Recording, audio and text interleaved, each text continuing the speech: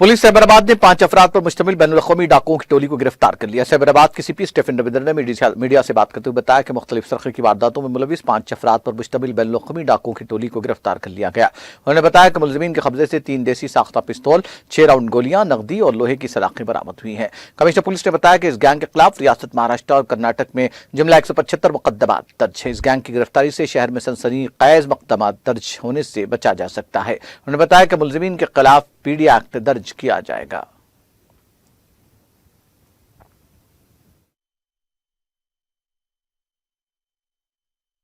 పూణే నుంచి ఒక 5 hard core interstate dacoity gang మనకి సైబరాబాద్ ఏరియా అంటే ఎస్పెషలీ జీడిమెట్లలో జ్యువెలరీ షాప్స్ అండ్ బ్యాంక్స్ని లూటీ చేయాలని చెప్పి మనకి ఇక్కడ రావడం జరిగింది.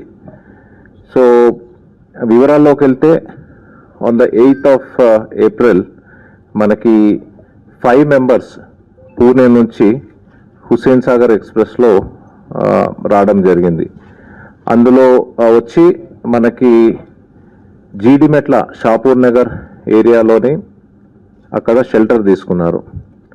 ఇక్కడ నిహాల్ సింగ్ అని చెప్పి మనకి ఒక ఒఫెండర్ ఉన్నాడు. ఆయనకి ఇక్కడ జీడిమెట్ల ఏరియాలోని కొందరు రిలేటివ్స్ ఉన్నారు మనకి.